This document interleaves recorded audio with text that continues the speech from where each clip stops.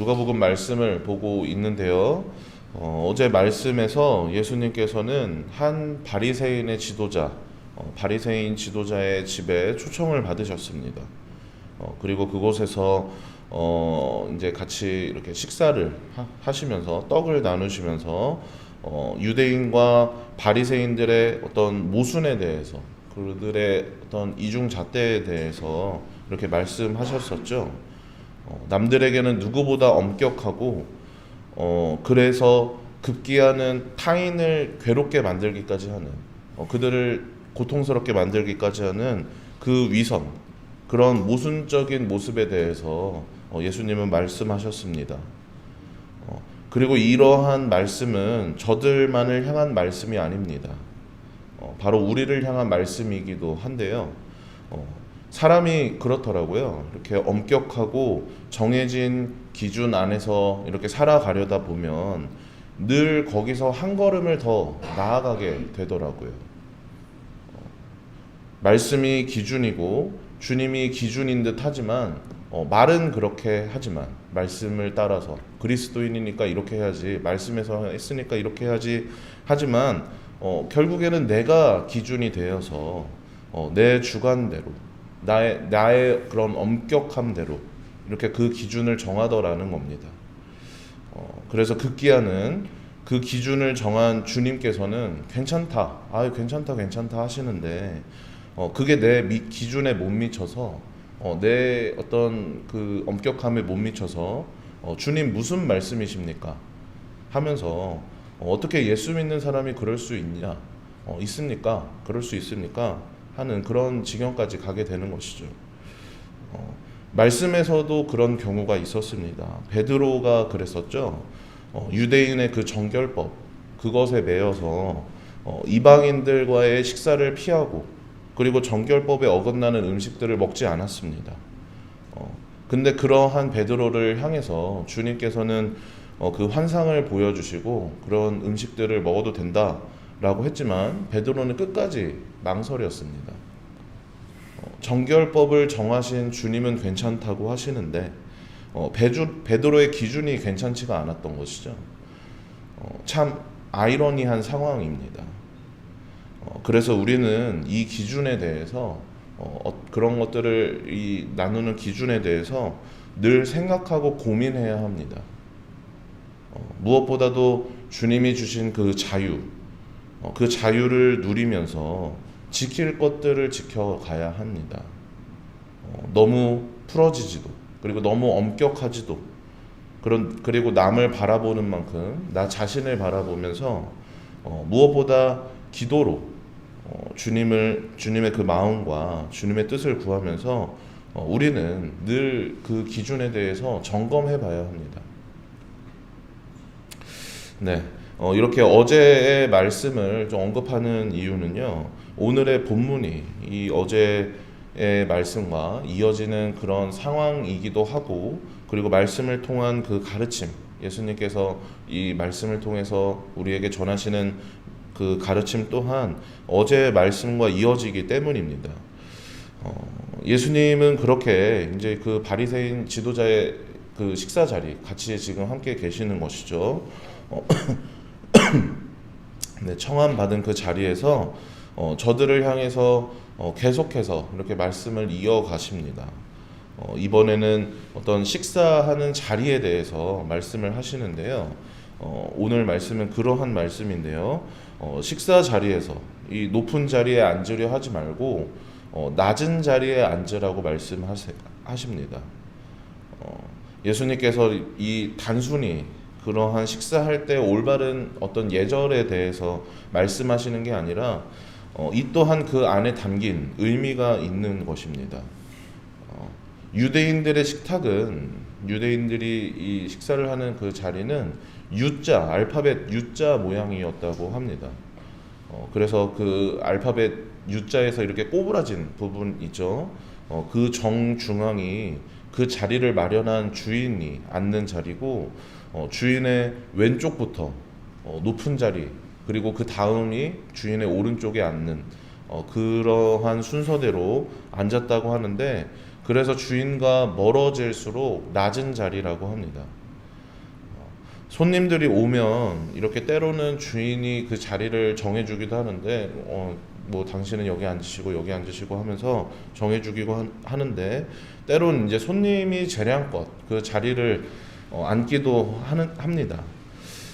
그때에 그렇게 자리를 정하고 앉을 때에 스스로를 돋보이려고 하는 자들, 스스로를 높이려 하는 자들은 이제 가장 높은 자리에 앉으려고 하겠죠. 주인의 뭐 왼쪽이나 그리고 주인의 뭐 가까운 자리에 앉으려고 할 겁니다.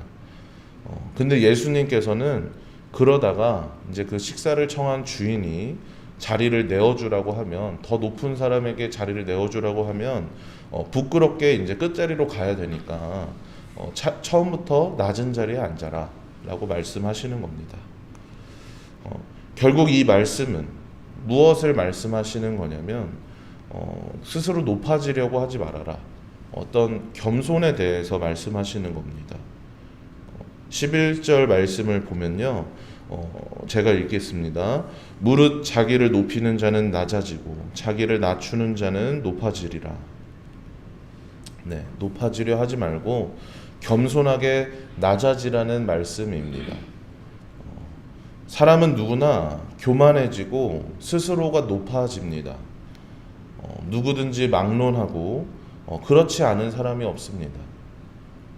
만약 주변을 돌아보셨을 때 저 사람은 참 겸손하다라는 그런 분이 계시다면 그분의 겸손함은 아무런 대가 없이 그렇게 생겨난 게 아닐 겁니다. 남들은 알지 못하는 스스로를 낮추는 그런 과정이 있었기에 그러한 겸손한 모습을 보일 수 있게 된 것입니다. 그렇게 사람은 그만큼 나도 모르는 새에 교만해지고 스스로가 높아집니다. 저희 교회가 지난주까지 이제 대신방 기간이었었죠. 이제는 대신방이 거의 끝나고 이제 시간이 안 맞아서 이렇게 못 받은 구역들만 남았는데요. 근데 이렇게 신방을 가면 제가 좀 이렇게 어려워하는 것이 있습니다. 이제는 좀 익숙해져서 괜찮은데 처음 신방 갔을 때는 이제 내 자리가 어딘가, 어디에 앉아야 되냐 하는 그런 고민을 혼자서 이렇게 속으로 했었는데 신방 이렇게 받으시는 자리 가정에서 제가 앉을 자리를 이렇게 목사님 옆에 이렇게 마련해 두시긴 해요. 근데 이제 제가 그 자리에 앉는 게 좀 멋쩍은 거죠.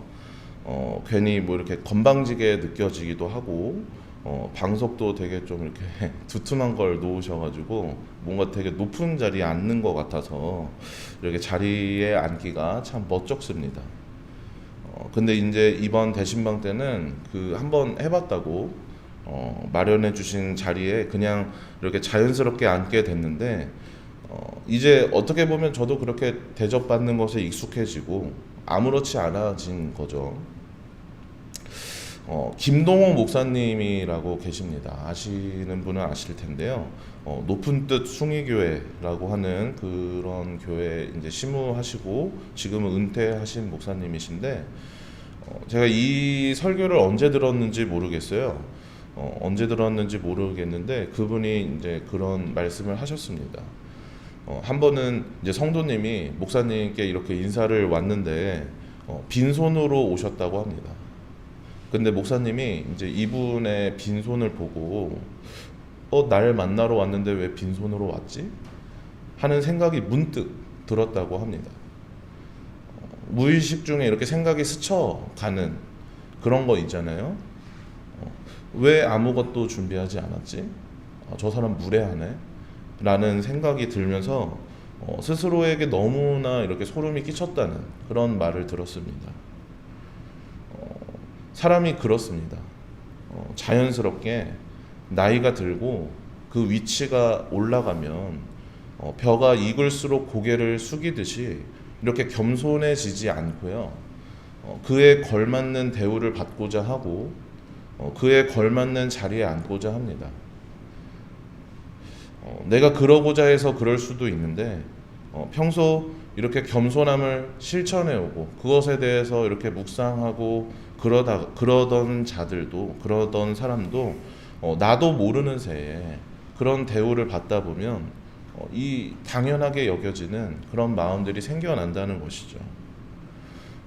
그리고 그것에 대해서 어떤 저항 없이 살아가고 그리고 고민 없이 이렇게 흘러가다 보면 교만의 길로 그렇게 스스로가 높아지는 길로 나아간다는 겁니다.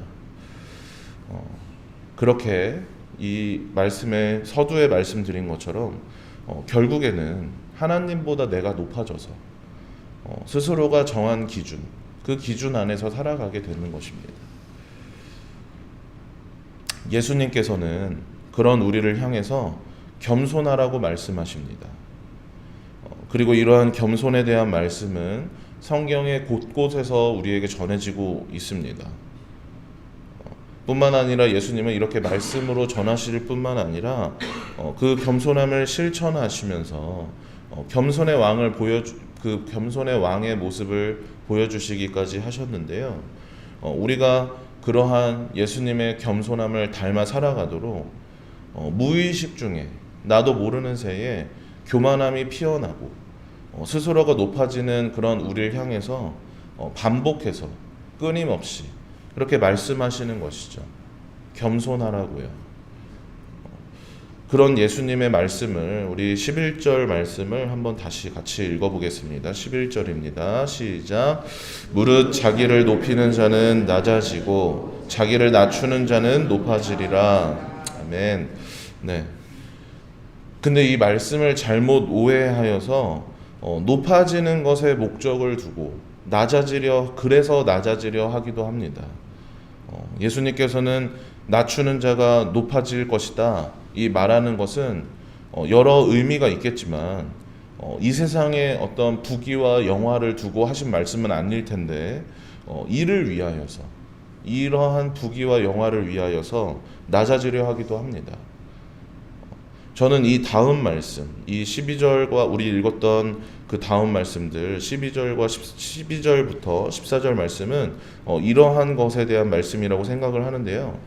예수님께서는 이 식사 자리를 초청한 자, 바리새인의 지도자에게 식사를 베풀려거든 형제나 친구나 뭐 부유한 자들 그런 자들 말고 가난한 자들과 몸 불편한 자들과 저는 자들과 맹인들을 청하라 이렇게 말씀하십니다.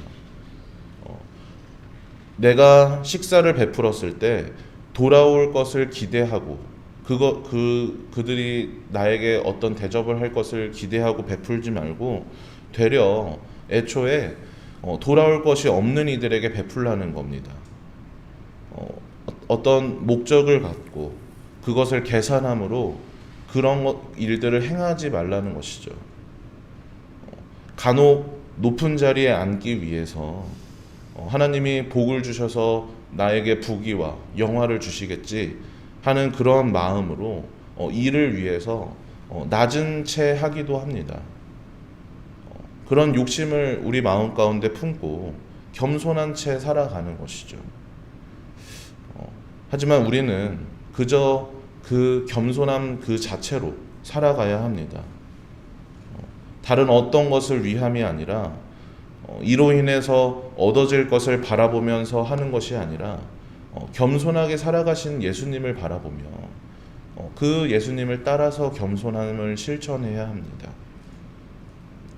이것은 그냥 되는 것이 아니겠죠.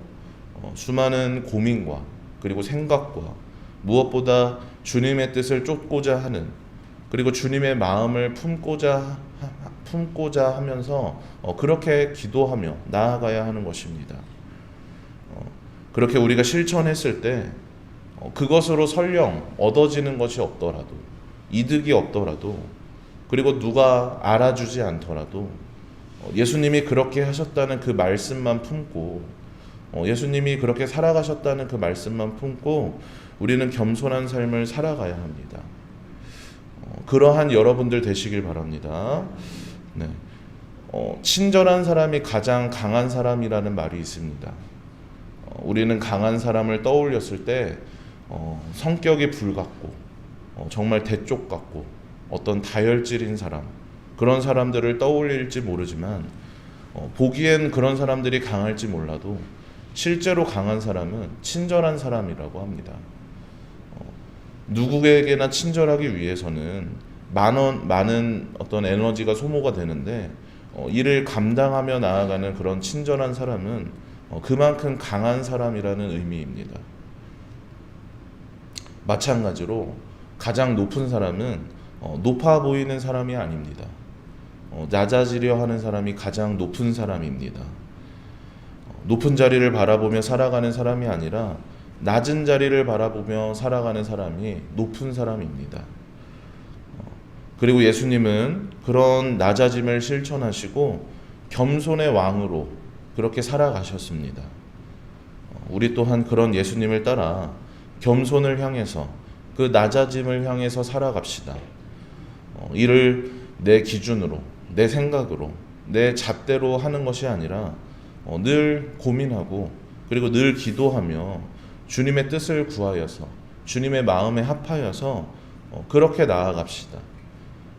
그리하여서 그렇게 겸손의 왕이신 예수님을 닮아서 그 예수님을 따라서 겸손을 실천하며 살아내는 여러분들 되시길 주님의 이름으로 축복합니다.